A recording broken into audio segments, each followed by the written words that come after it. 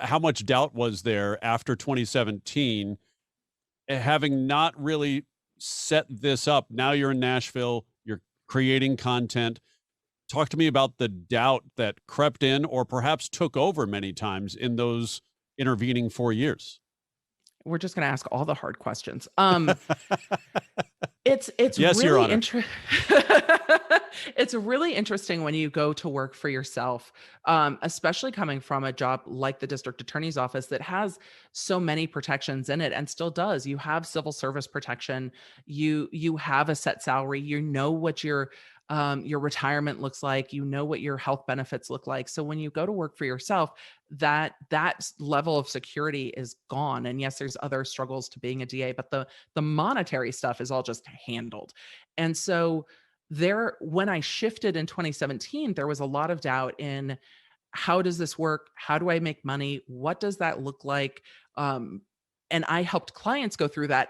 And I was going through it myself, which was very interesting. But when it came around this time, I was like, "Oh, I'm looking at what my YouTube AdSense is." I'm like, "Oh, that's okay. We can work with that. What are the other streams of income?" Because YouTube can have months that are very, very strong and months that are slower because it goes on the ad buying cycle of media companies. So you're going to get those huge numbers in December, but then they slow down a bit after that based on the ad buys in various buying seasons. So there was definitely moments for me of doubt. And for my husband, he's retired now going, okay, are we, is this good? Like, am I allowed to not go to work? I just don't go to work, right? Like, how does that work? And selling a home in LA and moving to more space in Tennessee, there's times we both feel like somehow we've done something wrong. We're like, we get to just do stuff we like all day. Like, Totally. Yeah. is that Yeah. really life? I get to just do what I love.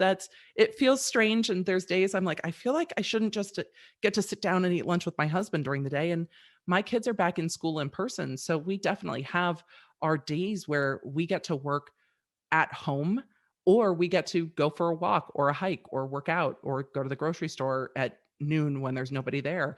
So there's definitely days it feels like we've done something wrong and we're skipping school.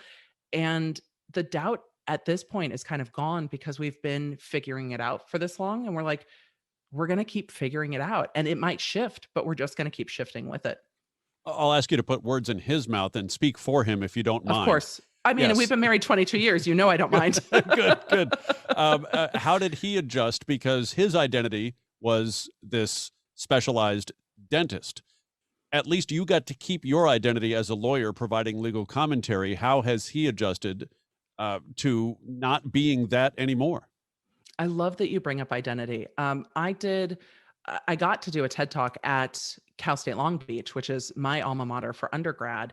And I talked about shifting identity because I didn't really identify strictly as being a lawyer. My identity was very tied up into being a DA, having a badge. My friends were DAs. That was very much a part of who I was.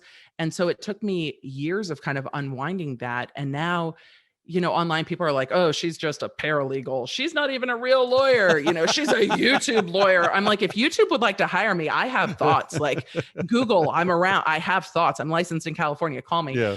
But it doesn't bother me anymore because I've shifted into just being who I am and not really worrying about my job title. So when my husband got injured, he was like, years of education to do this thing, and now it's gone. I'm like, it's weird. It's like I gave a TED Talk on this exact thing.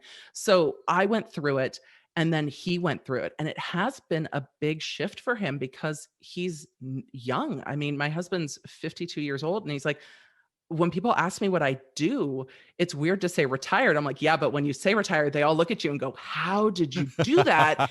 Do you own Bitcoin? What is happening here? So he's getting to have a different relationship with our kids because when he was running his own practice, he worked so many hours Yes. that now Yes. he is around more and in a different way. And that's been really incredible to see. So it definitely is a shift. And I think it's still a shift because from closing a business, selling a house, and moving out of state in a pandemic, we're all just getting our footing finally now, almost a year after we moved.